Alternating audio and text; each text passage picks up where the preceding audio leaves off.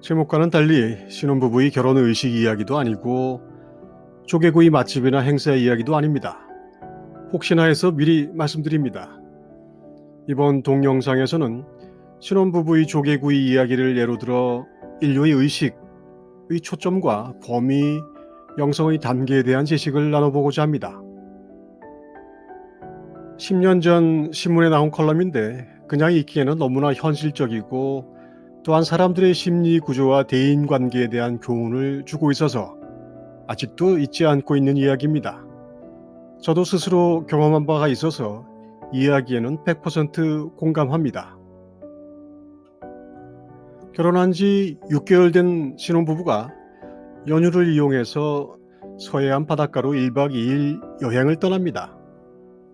밝게 지는 노을을 바라보며 해변에 앉아 서로에게 기대어 미러를 나누는 것이 이상하지 않을 때죠.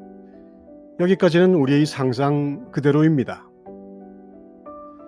숙소로 돌아오는 길에 남편이 불 위에 올려놓고 즉석에서 조개를 구워 먹는 장면을 발견합니다. 한 손에 목장갑을 끼고 뜨거운 껍질을 쥔 채 젓가락으로 속살을 빼먹는 장면을 본 남편은 더없이 행복한 기분에 사로잡힙니다. 이보다 더 좋을 수는 없습니다.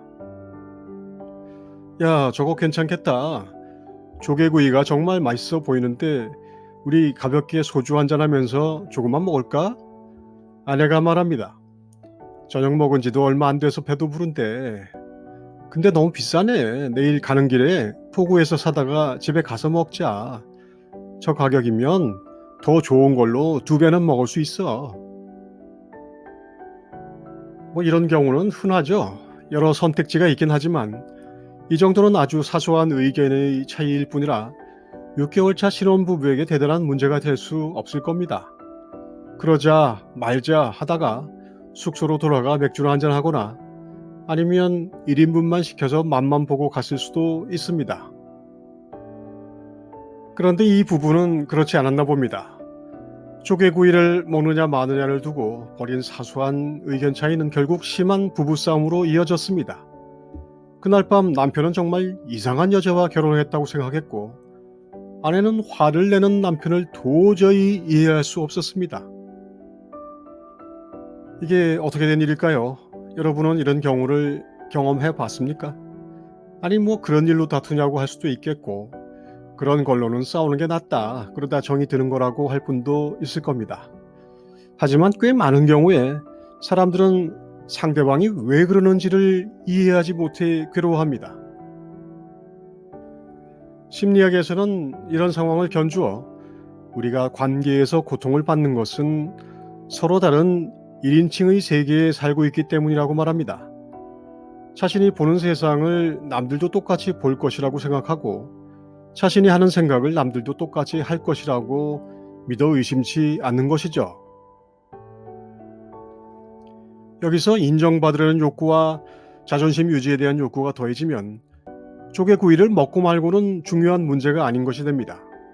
우리는 이 이야기를 보는 제3자 입장에서 편을 들 수도 있고 두 사람의 차이를 분석할 수도 있지만 우리 역시 스스로 1인칭에 갇히면 보이지 않게 됩니다.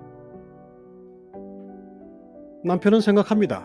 아니 오랜만에 오붓하게 바닷가로 여행을 왔는데 이 멋진 노을을 보면서 소주 한 잔에 조개구이 한 판 하자는데 왜 돈 얘기를 꺼내? 포구에서 사서 집에 가서 먹으면 싼 걸 내가 몰라? 우리가 누리는 이 소중한 시간이 돈 몇만 원과 바꿀 수 있는 추억인 거야? 아내는 생각합니다. 아니 저녁 배불리 먹고 펜션에 돌아가다가 갑자기 웬 조개구이야? 남들 먹는 거 보기에 좋다고 침 흘리면 그게 어린애도 아니고 맛있게 먹을 수 있는 걸 왜 비싸게 주고 사서 재 날리고 연기 날리는 길가 식당에서 꼭 먹어야 한다는 거야?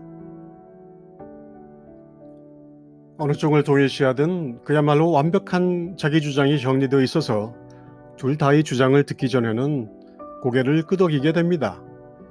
심리학의 1인칭이란 이렇듯 그 자체로 완결돼서 닫힌 생각 속에 자신을 동일시하는 상황입니다. 벗어나지 않는 한 이해되지 않습니다.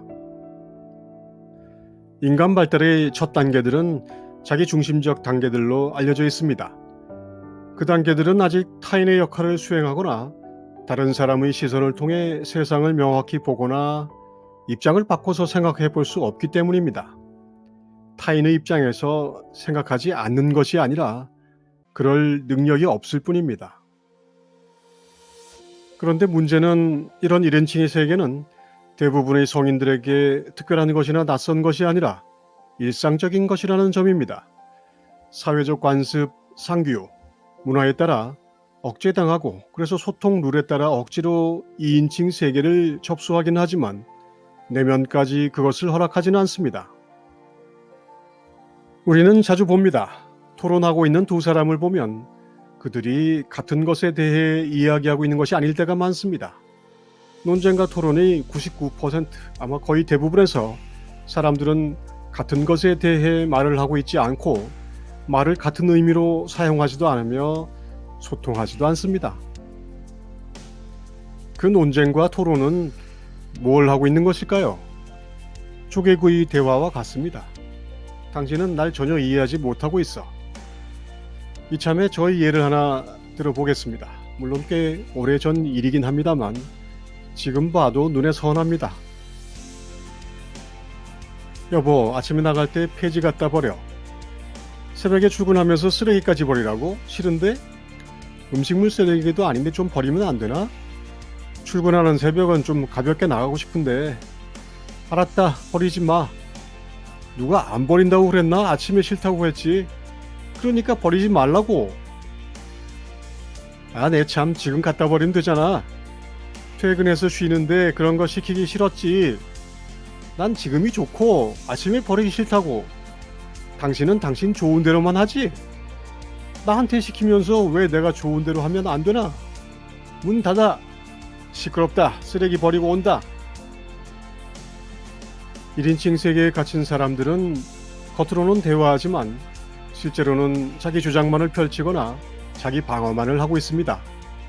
1인칭 세계에서 다른 사람을 이해한다는 것은 불가능합니다. 남들이 나의 우주를 이해할 거라는 착각인데 그것이 착각이라는 것을 전혀 알지 못합니다. 다른 사람이 자신의 기준이나 이상에 맞춰 살아주기를 기대하는 것은 매우 미성숙한 태도입니다.